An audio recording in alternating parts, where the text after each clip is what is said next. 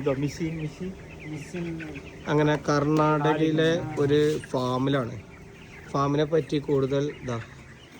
അപ്പോൾ പിന്നെ ഒരു 30 ദിവസമൊക്കെ കഴിഞ്ഞാൽ കട്ട പിടിച്ചു വരും. അപ്പം എന്താ കാട്ടി ചോദിക്കുക? ಇದು 30 ದಿನ ಆಮೇಲೆ 39 ದಿವಸಕ್ಕೆ ಲಿಫ್ಟಿಂಗ್.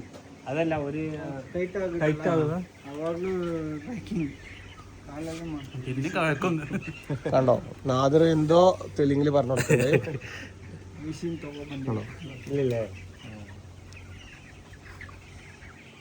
ಟೈಪಿಂಗ್ ಆದ್ರೆ ಆ ಥರದಲ್ಲಿ ಮಾಡ್ತಿದ್ರು.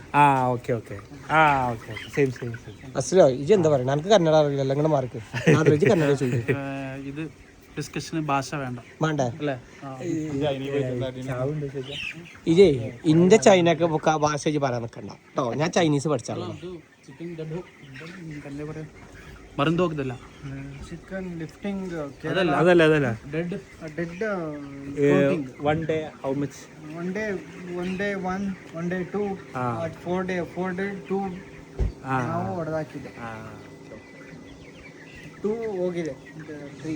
നമ്മൾ ശരിക്കും ഓരോ നാട്ടിൽ പോകുമ്പോൾ അവിടുത്തെ കൃഷികള് ഫാമുകള് അതൊക്കെയാണ് കണ്ടുപഠിക്കേണ്ടത്.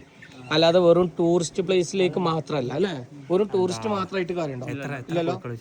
ಎಷ್ಟು ಚಿಕನ್ ಸತ್ತರಕಂಡಲ್ಲ ಇಲ್ಲಿ.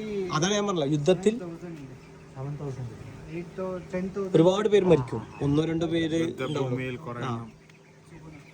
സുഗുണ